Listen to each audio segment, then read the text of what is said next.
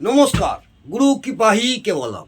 আমি আজ আপনাদের কিছু বিশেষ পরিস্থিতির নিবারণ সম্পর্কে আলোচনা করছি। গ্রহদের অশুভ প্রভাব থেকে মুক্তি লাভ করার জন্যে আমি কয়েকটি টোটকা আপনাদের বলছি, মন দিয়ে শুনুন। যদি মঙ্গল নবমভাবে অবস্থানকালে পীড়িত বা নিচস্থ থাকে,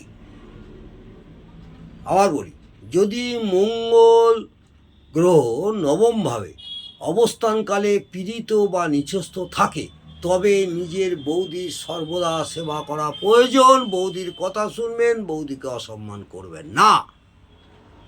এছাড়া 2 নম্বর, যদি মঙ্গল দ্বিতীয়ভাবে বসে পঞ্চম ভাবকে দেখে, মঙ্গল গ্রহ দ্বিতীয়ভাবে বসে পঞ্চম ভাবকে দেখে, তাহলে সন্তান উৎপত্তিতে বাধা হয়। এমন হলে যদি জাতক নিজের পরিবারকে ভালোভাবে দেখে, তাহলে ভালোভাবে সন্তানের জন্ম হয়। পরিবারের সঙ্গে ভালো সম্পর্ক বজায় যেন রাখা হয়। 3 নম্বর, যদি চন্দ্র একাদশভাবে থাকে বা হলে, তখন জাতকের স্ত্রী প্রসূতি পীড়া শুরু হয়ে যায়।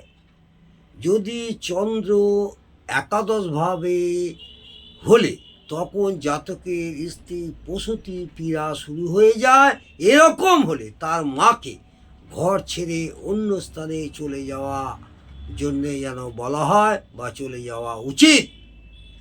তারপর 43 দিন পর নবজাত শিশুর মুখ দেখা উচিত। তার আগে দেখলে সেই শিশু অনিষ্ট হয়।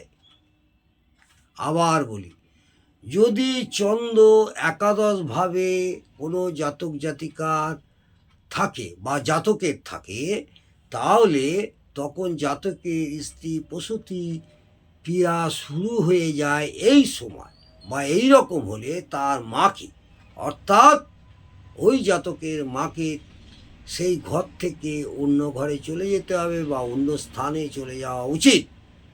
তারপর 43 দিন পর নবজাত শিশুর মুখ দেখা উচিত। তার আগে দেখলে সেই শিশুর অনিষ্ট হয়। পরে আরেকটি টোটকা বলছি, যে কোনো জাতকের পঞ্চম ঘরে শনি থাকলে, পঞ্চম ঘরে ঘোরা শনি গ্রহ থাকলে, তখন যদি সে নিজের বাড়ি বানায় বা শুরু করে, তখন তার সন্তানের উপর কষ্ট আসে। সন্তানের শুভ এবং ভালোর জন্য শনির শত্রু হচ্ছে কে? রবি, মঙ্গল ও চন্দ্র। এদের জিনিস নিজের কাছে রাখা উচিত, বা এইসব জিনিস ধারণ করা উচিত, বা এদের এইসব গ্রহের জিনিসগুলো নিজের কাছে রাখুন, তাহলে উপকৃত হবেন। পরে আরেকটি বলছি, কেতু হলো পুত্র এবং কুকুরের কারক গ্রহ। কেতু গ্রহ হচ্ছে পুত্র এবং কুকুরের কারক গ্রহ। তাহলে যদি কোনো জাতকের সন্তানের উপর কষ্ট আসলে, তাহলে সেই জাতক 43 দিন পর্যন্ত কোনো কালো কুকুরকে খাবার খাওয়ানো উচিত। আবার বলি, কেতু পুত্র এবং কুকুরের কারক গ্রহ। তাহলে এই রকম যদি কোনো জাতকের সন্তানের উপর কষ্ট আসলে কি করবেন? তাহলে সেই জাতক 43 দিন পর্যন্ত কোনো কালো কুকুরকে সেবা করুন বা খাবার খাওয়ানো উচিত। তাহলে দেখবেন আপনাদের অনেক অনেক উপকৃত পাবেন। আশা করব এই টোটকাগুলো যদি আপনারা মন দিয়ে করতে পারেন, খুব ভালো ফল পাবেন। কিছু বিশেষ পরিস্থিতির নিবারণ, এই পরিস্থিতি অনুযায়ী এই নিবারণগুলো আপনারা করে দেখবেন।